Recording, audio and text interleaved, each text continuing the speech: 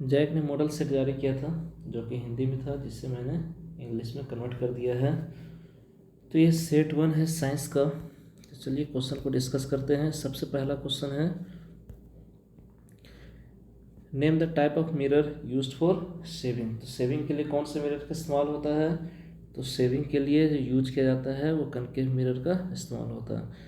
Concave mirror का इस्तेमाल और कहाँ होता है? तो ये used by dentist and headlight of the vehicle. तो याद रखना है, कनकेव मिरर का इस्तेमाल कहाँ होता है? सेविंग के लिए, डेंटिस्ट भी यूज़ करते हैं और हेडलाइट ऑफ द व्हीकल में यूज़ होता है। ठीक है, चलिए नेक्स्ट क्वेश्चन की तरफ मूव करते हैं। नेक्स्ट क्वेश्चन क्या है? Relation between focal length and radius of curvature. तो रेडियस ऑफ कर्वेचर और फोकल लेंथ के बीच में क्या रिलेशन है? तो अगर हम इसको क्या करते हैं, कनकेव मिरर ड्रॉ करते हैं और कनकेव मिरर में एक प्रिंसिपल एक्सिस को ड्रॉ करते हैं। ये हमारा सेंटर ऑफ कर्वेचर हो गया, ये हमारा पोल हो गया और ये हमारा फोकस हो गया। तो सेंटर ऑफ कर्वेचर और पोल का जो बीच का डिस्टेंस है, इसको हम क्या बोलते हैं? Radius of curvature. और पोल और फोकस के बीच का जो डिस्टेंस है उसको हम क्या बोलते हैं? Focal length. तो जो फोकल लेंथ होता है वो क्या होता है? रेडियस ऑफ कर्वेचर अपॉन 2 होता है। तो याद रखना है, फोकल लेंथ इक्वल टू क्या होता है? Radius of curvature upon 2। इस पर बेस्ड न्यूमेरिकल भी आगे मिलेगा। ठीक है, चलिए नेक्स्ट क्वेश्चन की तरफ मूव करते हैं। नेक्स्ट क्वेश्चन क्या है? Which of the following physical quantity does not change in the process of refraction. कि जब रिफ्रैक्शन होता है तो रिफ्रैक्शन होता है तो कौन सा जो है हमारा फिजिकल क्वांटिटी चेंज नहीं होता है? तो सपोज लाइट जो है वो इंटर कर रहा है फ्रॉम एयर टू ग्लास। तो क्या होगा? लाइट जो है, एयर हमारा रेयर मीडियम है और ये हमारा डेंसर मीडियम है। तो जब लाइट इंटर करता है from rare medium to denser medium तो it bend towards the normal. ठीक है, सॉरी यहाँ पर थोड़ा सा फिगर सही नहीं बना, एक बार फिर से देख लेते हैं। लाइट आता है और ये बेंड कर जाता है टुवर्ड्स द नॉर्मल, तो सीधा रहेगा नॉर्मल। तो यहाँ जो बेंडिंग ऑफ लाइट होता है तो इसमें क्या क्या चेंज होता है? तो वेलोसिटी के अंदर चेंजेस होता है, वेवलेंथ के अंदर चेंजेस होता है, लेकिन चेंज क्या नहीं होता है वो हमको याद रखना है, वो हमारा फ्रीक्वेंसी चेंज नहीं होता है। ये क्वेश्चन बहुत ही पूछा जाता है, तो इसको याद रखना है कि वेलोसिटी भी चेंज हो जाता है रिफ्रैक्ट होने पर और साथ साथ वेवलेंथ भी चेंज होता है, फ्रीक्वेंसी चेंज नहीं होता है। चलिए नेक्स्ट क्वेश्चन की तरफ मूव करते हैं। नेक्स्ट क्वेश्चन है, light passes through which point after reflection from concave mirror. तो अगर हम कनकेव मिरर को ड्रॉ करते हैं, सपोज ये कनकेव मिरर है, लाइट हमारा, ये हमारा प्रिंसिपल एक्सिस है, ये हमारा सेंटर ऑफ कर्वेचर है, ये हमारा फोकस है। तो क्या होता है? सपोज लाइट ऐसे आया तो ये बेंड किधर करता है? Towards the focus. तो ध्यान रखना है कि लाइट जो होता है रिफ्लेक्ट करने पर टुवर्ड्स द फोकस की तरफ जाता है। यहाँ एक चीज़ होना चाहिए, light passes through the point after reflection from concave mirror, यहाँ होना चाहिए parallel to the principal axis होना चाहिए था। तो यहाँ हमारा क्या होगा? फोकस होगा। ठीक है, क्वेश्चन इनकम्प्लीट था ये। चलिए नेक्स्ट क्वेश्चन की तरफ मूव करते हैं। विच mirror produce always erect and same size of the object. तो हमेशा इरेक्ट बनना चाहिए और सेम साइज बनना चाहिए। तो ऐसा किस मिरर से हमको मिलेगा? तो वो हमारा मिलेगा प्लेन मिरर। तो सपोज ये मैंने प्लेन मिरर को ड्रॉ कर दिया और यहाँ बस, सॉरी गलत मैंने बता दिया, ये मैंने प्लेन मिरर को ड्रॉ कर दिया और यहाँ पर कोई एक लेवल ड्रॉ कर दे रहे हैं। तो क्या हो रहा है कि अगर कोई एक ऑब्जेक्ट यहाँ रखा हुआ है तो उसका इमेज कहाँ बनेगा? यहाँ बनेगा। तो जितना हाइट ऑफ ऑब्जेक्ट होगा उतना हाइट ऑफ इमेज बनेगा, जितना डिस्टेंस पर ऑब्जेक्ट होगा फ्रॉम द मिरर उतना डिस्टेंस पर इमेज भी बनेगा। तो ध्यान रखना है कि हमेशा वर्चुअल बनता है, इरेक्ट बनता है और सेम साइज का बनता है in image form by plane mirror. कि प्लेन मिरर से क्या क्या होता है? सबसे पहला वर्चुअल इमेज बनेगा, फिर वर्चुअल के बाद क्या बनेगा? इरेक्ट बनेगा और सेम साइज का बनेगा। और एक और टर्म आता है लेटरल इन्वर्जन, कि लेफ्ट वाला पार्ट जो है वो राइट में चेंज हो जाएगा और राइट वाला पार्ट जो है वो लेफ्ट अपीयर होगा। ठीक है, चलिए आगे मूव करते हैं। नेक्स्ट क्वेश्चन है number of loss of refraction. तो यहाँ हमारा कितना लॉस होता है, तो बहुत ही सिंपल क्वेश्चन है, 2 लॉ होता है। तो चाहे हमसे पूछा जाए रिफ्रैक्शन का कितना नंबर ऑफ लॉस है तो भी हमारा 2 होगा। अगर हमसे पूछा जाए रिफ्लेक्शन का नंबर ऑफ लॉस कितना होगा तो भी 2 होगा। कौन कौन सा होता है तो जस्ट एक बार रिपीट कर देते हैं। अगर हमसे पूछा जाएगा लॉस ऑफ रिफ्लेक्शन, है ना, क्या पूछा जाएगा, लॉस ऑफ रिफ्लेक्शन, तो ऐसा केस के लिए क्या होता है, सबसे पहला होता है कि सपोज एक लाइट ऐसे आया है, ये इंसिडेंट रे है, ये क्या है, रिफ्लेक्टेड रे है, तो नॉर्मल के साथ क्या होगा, एंगल सेम बनाएगा। तो साइन, तो क्या होता है, angle i equal to angle r होता है, पहला लॉ। सेकंड क्या होता है कि इंसिडेंट रे, रिफ्लेक्टेड रे और normal all line the same plane. तो लॉस ऑफ रिफ्लेक्शन 2 होता है, incident angle equal to angle of reflection. दूसरा क्या होता है कि the incident ray, reflected ray और normal all line the same plane. Incident ray, reflected ray, normal at the point of incidence all line the same plane, याद रखना है। अगर हम बात करते हैं लॉस ऑफ रिफ्रैक्शन का, अगर हम बात करते हैं, किसका बात करते हैं, रिफ्रैक्शन का अगर हम बात करते हैं तो ध्यान देना है कि रिफ्रैक्शन में भी 2 लॉ होता है। पहला लॉ क्या कहता है कि सपोज अगर लाइट यहाँ आ रहा है और आने पर क्या हो गया, मीडियम चेंज हो गया, तो सपोज ये आई है जिसको हम बोलते हैं एंगल ऑफ इंसिडेंस। सेकंड है ये जो एंगल है इसको बोलते हैं क्या, एंगल ऑफ रिफ्रैक्शन, क्योंकि यहाँ रिफ्रैक्शन हो रहा है ना कि यहाँ पर रिफ्लेक्शन हो रहा है। तो एंगल हमारा इंसिडेंट एंगल है और ये हमारा रिफ्रैक्टेड एंगल है। तो सबसे पहला लॉ क्या कहता है, पहला लॉ कहता है कि सबसे पहला लॉ कहता है कि the incident ray, the refracted ray and the normal at the point of incidence all line the same plane, पहला लॉ। सेकंड लॉ क्या कहता है कि ये सपोज आई है और ये क्या हमारा आर है, एंगल ऑफ इंसिडेंट, और ये क्या है, एंगल ऑफ रिफ्रैक्शन। तो सेकंड लॉ क्या कहता है, sine i upon sine r equal to constant, और कॉन्स्टेंट को किससे रिप्रेजेंट करते हैं, म्यू से, जो कि हमारा क्या है, रिफ्रैक्टिव इंडेक्स है। ध्यान रखना है क्या है, रिफ्रैक्टिव इंडेक्स है। तो लॉस ऑफ रिफ्रैक्शन कितना होता है, 2 होता है। पहला क्या होता है कि incident ray, refracted ray, normal at the point of incidence all line the same plane. Second क्या होता है कि ratio of sine of angle of incidence to the sign of angle of refraction is always constant, means sine i by sine r equal to constant. उस constant को क्या कहते हैं हम लोग, रिफ्रैक्टिव इंडेक्स। समझ में आया। चलिए नेक्स्ट क्वेश्चन की तरफ मूव करते हैं। नेक्स्ट क्वेश्चन है, if radius of curvature of spherical mirror is 50 centimetre then find its focal length. तो अभी हमने पढ़ा है कि फोकल लेंथ का क्या होता है, फोकल लेंथ जो होता है वो होता है रेडियस ऑफ कर्वेचर अपॉन 2। तो रेडियस कितना दिया है, 50 दिया है, तो चलिए वैल्यू डाल दीजिए और इसको कैंसिल कर दीजिए, आ जाएगा 25। तो आंसर मेरा क्या हो जाएगा, ऑप्शन नंबर सी। बहुत ही इजी क्वेश्चन। चलिए नेक्स्ट क्वेश्चन की तरफ मूव करते हैं।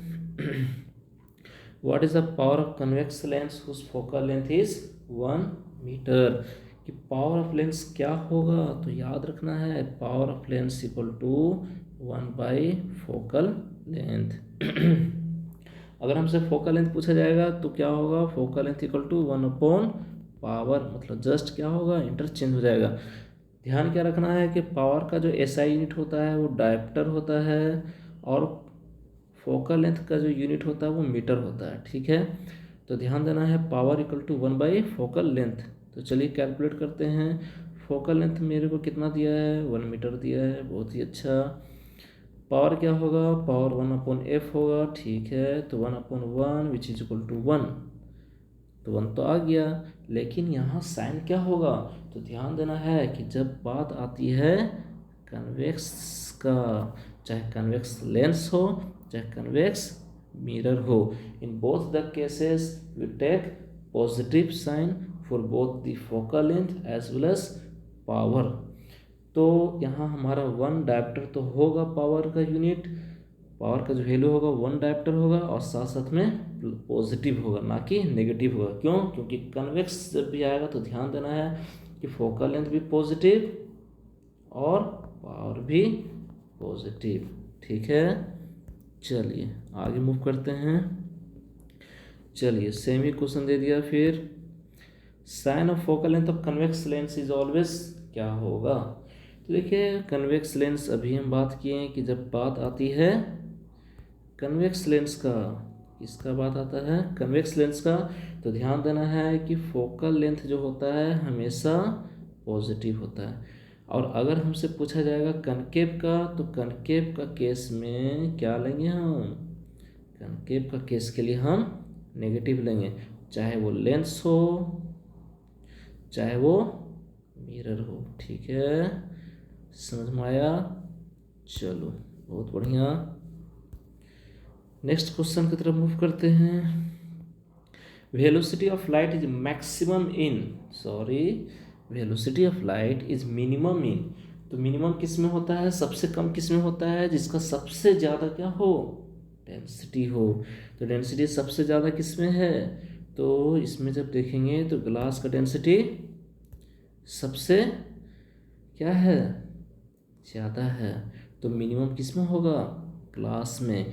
जिसका ज़्यादा डेंसिटी होगा, जो ज़्यादा ऑप्टिकल डेंसर होगा, वो हमारा वहाँ वेलोसिटी ऑफ लाइट मिनिमम होगा। ठीक है, तो याद रखना है। अगर हमसे पूछा जाता है मैक्सिमम सबसे ज़्यादा किस में होगा, तो वो हमारा वैक्यूम में होगा। याद रखना है, ये भी क्वेश्चन आगे में मिलेगा। तो चलिए नेक्स्ट क्वेश्चन की तरफ मूव करते हैं। तो नेक्स्ट क्वेश्चन क्या कहता है, focal length of lens whose power is 4 dioptre. कितना बार यार पूछेगा तुम, चलो कोई बात नहीं। तो फोकल लेंथ मेरे को निकालना है, कोई बात नहीं। पावर मेरे को पता है, कितना पता है, 4 डायप्टर। तो चलिए वैल्यू पुट कर देते हैं, 1 अपॉन पावर। तो पावर का वैल्यू क्या होगा, तो 1 अपॉन 4 हो जाएगा। 1 upon focal length, focal length sorry ये तो गलत लिख दिए, फोकल लेंथ निकालना है तो 1 अपॉन पावर, पावर 4 है, तो मेरा कितना होगा 1/4। लेकिन ये क्या होगा, सेंटीमीटर में होगा,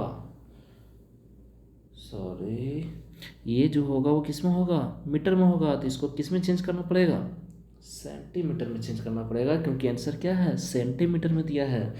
तो हम क्या कर देंगे, इसको कैंसिल कर देंगे और आ जाएगा मेरा वैल्यू कितना, 25 सेंटीमीटर। ध्यान देना है कि फोकल लेंथ का जो यूनिट होता है वो हमेशा मीटर होता है, और पावर को जो हम कैलकुलेट करते हैं पावर, उसमें जो फोकल लेंथ का यूनिट लेते हैं वो मीटर लेते हैं, और पावर का जो यूनिट लेते हैं वो डायप्टर लेते हैं। ठीक है, चलिए आगे मूव करते हैं। नेक्स्ट क्वेश्चन क्या है, if focal length of convex lens is 50 centimetre then its power. फिर सेम टाइप का क्वेश्चन है, यहाँ क्या बोलता है, focal length of convex lens means focal length equal to 50 centimetre. लेकिन मैंने अभी ही डिस्कस किया कि फोकल लेंथ का यूनिट किस में रखेंगे, सेंटीमीटर में नहीं रखेंगे, किस में रखेंगे, मीटर में रखेंगे। तो क्या करेंगे, सिंपल है, 50/100 कर देंगे, तो यहाँ मेरा आ जाएगा 0.5। और फिर जब हम इसको पावर निकालेंगे तो पावर इक्वल टू क्या होता है, 1/4 का लेंथ 0.5। और जब इसको कैलकुलेट करेंगे तो कितना होगा, 2 होगा। और 2 क्या, डायप्टर होगा, क्योंकि पावर कैसा यूनिट क्या है, डायप्टर है, जिसको हम डी से रिप्रेजेंट करते हैं। लेकिन ठीक है 2 डायप्टर तो होगा, लेकिन साइन पॉजिटिव होगा या नेगेटिव होगा, ये कैसे पता चलेगा, तो पता चलेगा लेंस के थ्रू। तो ये कन्वेक्स लेंस है, इसलिए क्या होगा, पॉजिटिव होगा। अगर ये कनकेव लेंस होता तो नेगेटिव होता। समझ में आया। चलिए आगे मूव करते हैं। Velocity of light is maximum in, अभी मैंने डिस्कस किया वेलोसिटी ऑफ लाइट मैक्सिमम जो होता है वो किस में होता है, वैक्यूम में होता है। बहुत बढ़िया, इसी तरह जवाब देते रहिए। चलिए आगे मूव करते हैं। विच of the following is exothermic reaction. Exothermic reaction क्या होता है? ऐसा रिएक्शन जिसमें हीट क्या हो या एनर्जी क्या हो, रिलीज हो।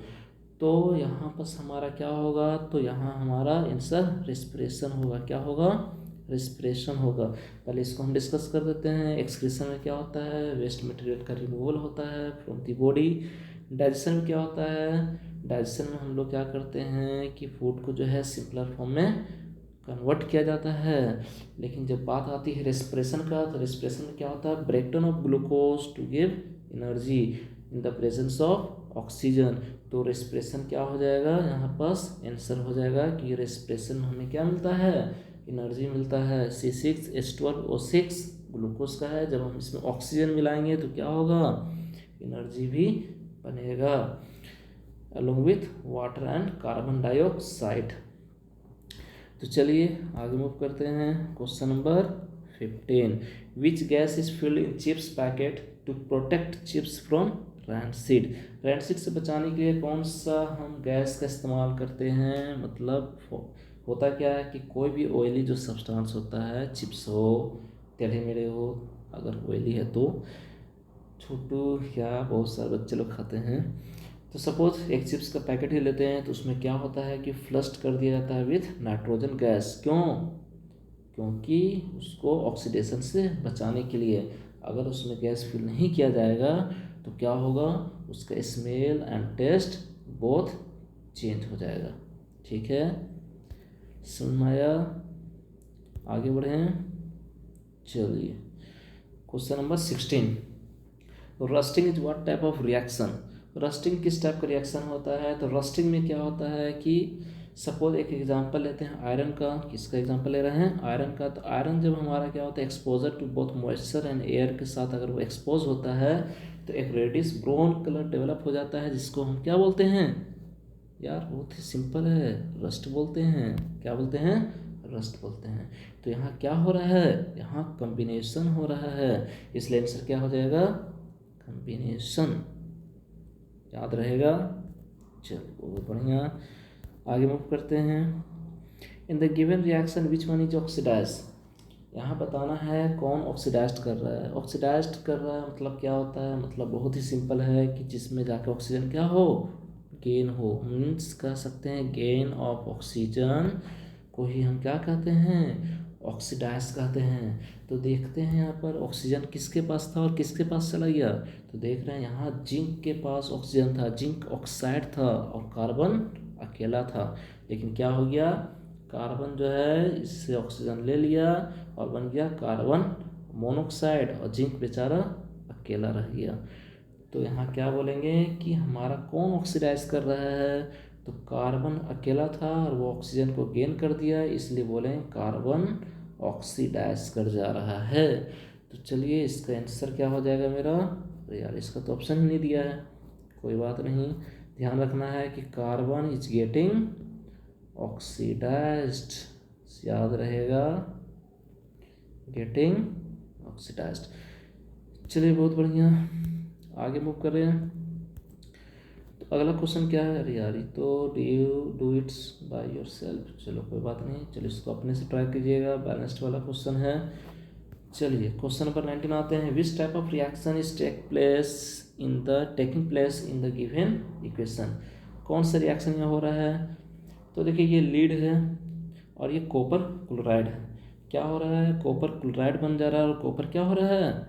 डिस्प्लेस हो जा रहा है। क्यों? क्योंकि lead is more reactive than copper. तो more reactive element displaces less reactive element. तो इसमें हम क्या बोलते हैं? इसको बोलते हैं displacement reaction. Lead displaces less reactive element which is copper to form lead chloride. तो यहाँ क्या हो गया? डिस्प्लेसमेंट रिएक्शन हो गया। याद रहेगा कि भूल जाइएगा? चलिए आगे मूव करते हैं। नेक्स्ट क्वेश्चन है which of the substance acts as olfactory indicator. Olfactory indicator से याद आया कि ओल्फैक्टरी इंडिकेटर क्या होता है? तो ध्यान रखना है कि ऐसा इंडिकेटर क्या होता है? इंडिकेटर एक ऐसा सब्सटेंस है जिससे हम क्या करते हैं, किसी भी सब्सटेंस का एसिडिक है या बेसिक है उसका नेचर को हम बताते हैं। तो यहाँ ओल्फैक्टरी में क्या होता है कि हम जो इंडिकेट करते हैं, हम जो आइडेंटिफाई करते हैं whether the substance is acidic और basic on the basis of odour, smell के थ्रू हम चेक करते हैं। ठीक है, और इसमें कौन कौन सा होता है ओल्फैक्टरी इंडिकेटर, तो वो होता है हमारा ऑनियन होता है, दूसरा क्या होता है वैनिला होता है, और क्या होता है क्लोव भी होता है ना, जो लौंग होता है वो भी होता है। याद रहेगा ना, चलिए बहुत बढ़िया, याद रखना है इसको। आगे बात करते हैं क्वेश्चन नंबर 21 को, which substance is use to set broken stone. Broken stone यार बड़ा डेंजर चीज़ है ये, तो इसको सेट करने के लिए कौन सा सब्सटेंस यूज किया जाता है, तो बहुत ही इसको ध्यान में रखना है। वो कौन सा है, calcium sulphate half molecules of water, जो कि हमारा हेमी हाइड्रेट रेड करते हैं। तो क्या हो गया, कैल्शियम सल्फेट हाफ वाटर या हेमी हाइड्रेट, और इसका नाम क्या है प्लास्टर ऑफ पेरिस। ध्यान रखना है, प्लास्टर ऑफ पेरिस का फॉर्मूला होता है कैल्शियम सल्फेट हेमी हाइड्रेट, और इसका इस्तेमाल कहाँ होता है, फॉर ब्रोकन स्टोन को सेट करने के लिए इस्तेमाल होता है, और इसको वॉल में भी यूज किया था पुट्टी के लिए, तो याद रखना है इसको। चलिए आगे मूव करें। अरे यार ये तो रिमूव ही नहीं हो रहा है, चलो कोई बात नहीं। Chemical formula of bleaching powder. Bleaching powder, यार ब्लीचिंग पाउडर का इस्तेमाल कहाँ करते हैं यार, मेनली तो हम लोग घर में इस्तेमाल करते हैं ड्रेनेज नाली वगैरह में डालने के लिए, बैक्टीरिया को किल करने के लिए। और बैक्टीरिया से याद आया क्लोरीनेशन। क्लोरीनेशन क्यों किया जाता है, बैक्टीरिया को माइक्रो ऑर्गेनिजम्स को किल करने के लिए। इसलिए याद रखना है कि कैल्शियम ऑक्सी क्लोराइड क्या हो जाएगा, ऑप्शन हो जाएगा। ब्लीचिंग पाउडर का इस्तेमाल हम लोग क्या करते हैं, मेनली घर में जो यूज़ करते हैं वो यूज़ करते हैं माइक्रो ऑर्गेनिजम्स को मारने के लिए, और क्लोरीनेशन होता है माइक्रो ऑर्गेनिजम्स को मारने के लिए। जो हम लोग पानी जो ड्रिंक करते हैं, पोर्टेबल वाटर जो आता है घर में सप्लाई का, उसमें भी क्लोरीनेशन किया जाता है। ठीक है, तो ब्लीचिंग पाउडर का फॉर्मूला क्या हो जाएगा, कैल्शियम ऑक्सी क्लोराइड, याद रहेगा। चलिए आगे बात करते हैं। In the given figure which reaction takes place. तो इसमें अरे यार रिएक्शन कहाँ गया, रिएक्शन तो है ही नहीं, अरे यार तो चलो कोई बात नहीं, आगे मूव करें तब। Name the acid present in tomato. Tomato में कौन सा एसिड प्रेजेंट होता है, यार बच्चों को पता है, सबका पसंदीदा है टोमेटो, इसलिए इसका आंसर लगा देंगे हम लोग ऑक्सैलिक एसिड। ठीक है, तो ऑक्सैलिक एसिड प्रेजेंट होता है टोमेटो में, लैक्टिक एसिड प्रेजेंट होता है कर्ड में। ठीक है, कर्ड में, कर्ड मतलब दही में।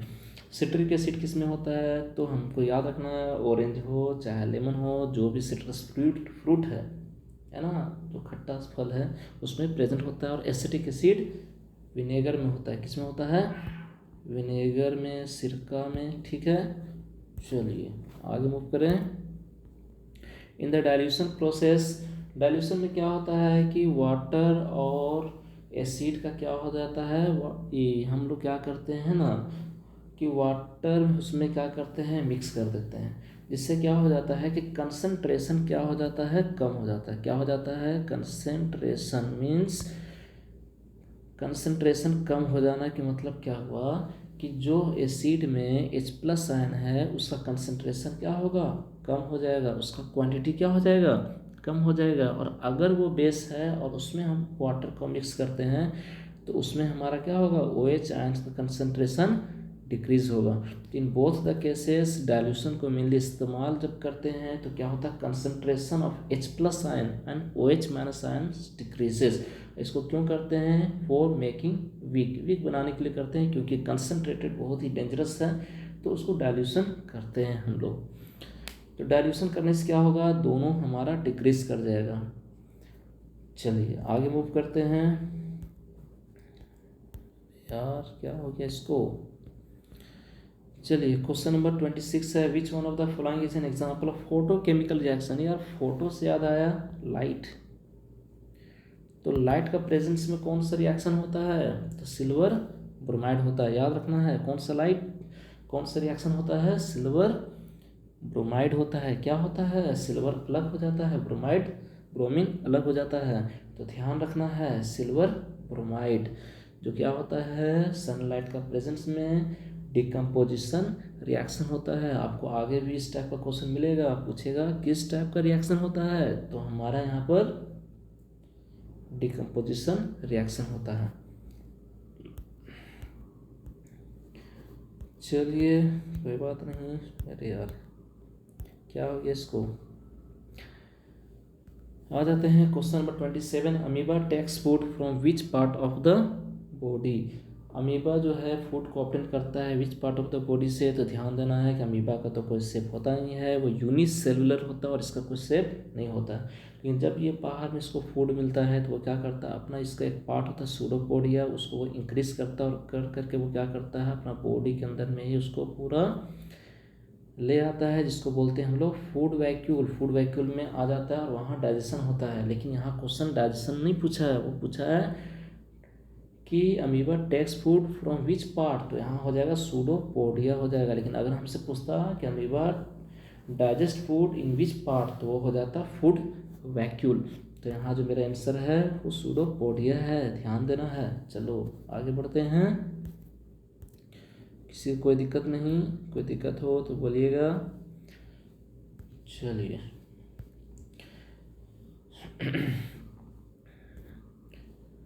आगे क्वेश्चन है, who does emulsification of fat in the process of emulsification. यार बहुत ही सिंपल लैंग्वेज में समझें तो सिंपल ये बोलता है कि फैट का इमल्सिफिकेशन कौन करता है। फैट का इमल्सिफिकेशन मीन्स ब्रेकडाउन कौन करता है। ध्यान देना है कि लीवर क्या करता है, एक जूस रिलीज करता है जिसमें बाइल जूस बोलते हैं, ठीक है।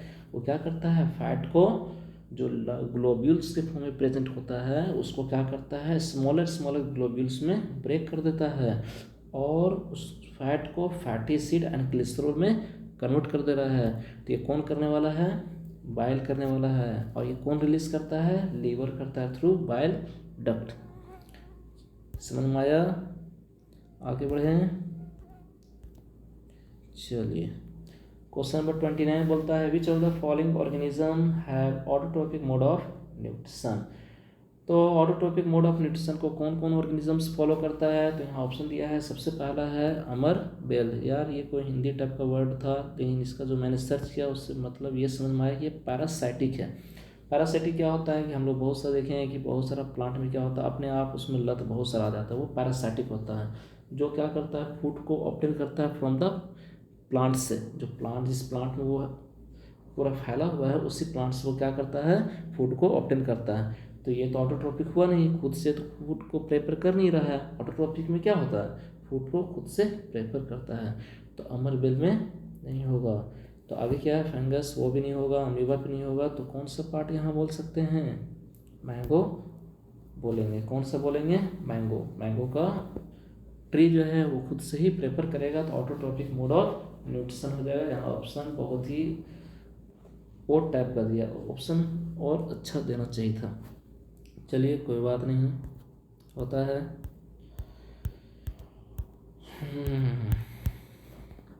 तो नेक्स्ट क्वेश्चन है, how many chambers in human heart. Human heart में कितना चेम्बर होता है यार, सबको पता है। ह्यूमन हार्ट में ऐसा तो से शायद होता नहीं है, शेप तो ऐसा होता नहीं है, लेकिन फिर भी मैंने इजी करने के लिए, जस्ट समझने के लिए बता दिया है।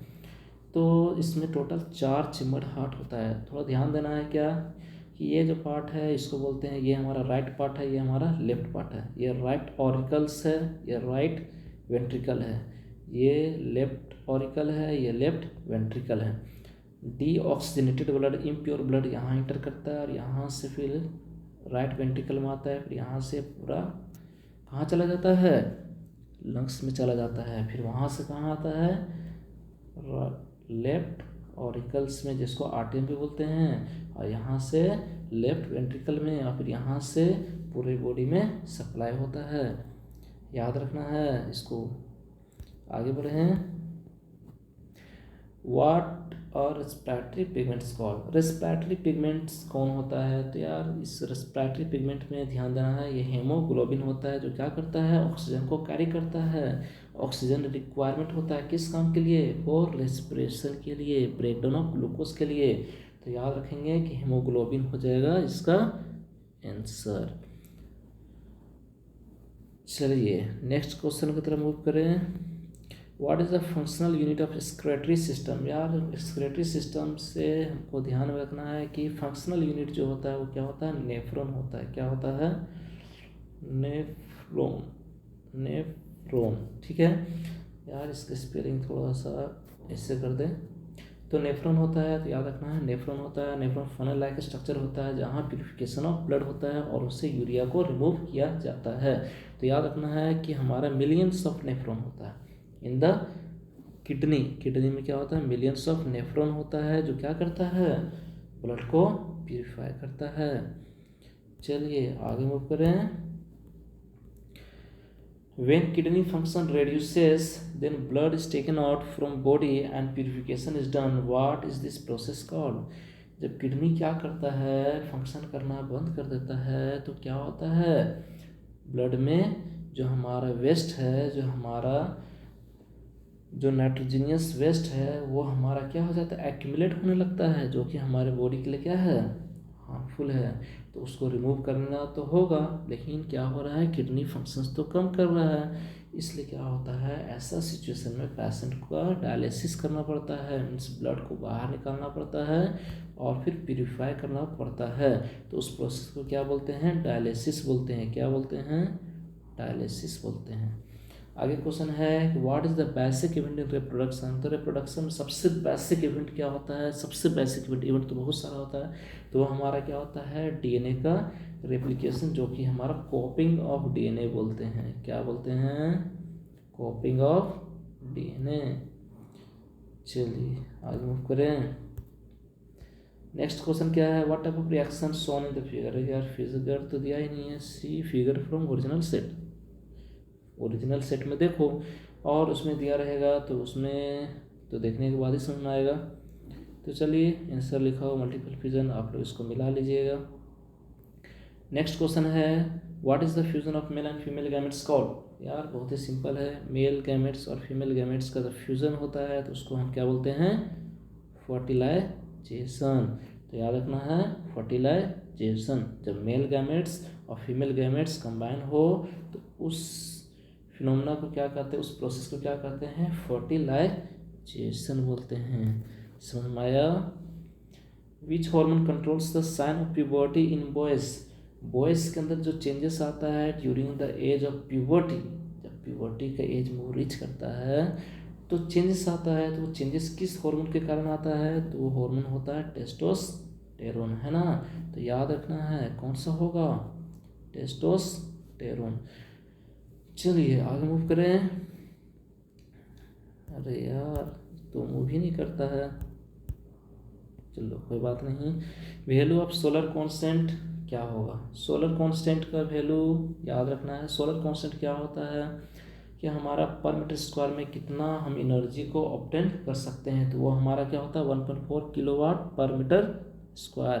तो वैल्यू इसका हमको याद रखना है, तो वो हो जाएगा 1.4 किलोवाट पर मीटर स्क्वायर। ठीक है, समझ में आया? आगे मूव करें। 39 what is the main component of biogas? Biogas क्या होता है? ऐसा है जिसमें हम क्या करते हैं? ऑब्टेन करते हैं। क्या ऑब्टेन करते हैं? अरे यार क्या बोल रहे हैं हम? What is the main component of biogas? तो बायोगैस जो ऑब्टेन होते हैं फ्रॉम प्लांट्स और एनिमल्स ऑब्टेन करते हैं, और इसका जो मेन कंपोनेंट है वो हमारा मीथेन है। तो इसको याद रखना है कि मेन कॉन्स्टिट्यूएंट क्या होता है या मेन कंपोनेंट क्या होता है? मीथेन होता है, याद रखना है। ठीक है, ये क्वेश्चन बहुत बार पूछा गया है। नेक्स्ट क्वेश्चन की तरफ मूव करते हैं। अदर एग्जाम में बहुत बार पूछा गया है। ठीक है, तो इस टाइप का क्वेश्चन भी आपको देखने को मिल सकता है। चलिए क्वेश्चन नंबर 40 आते हैं।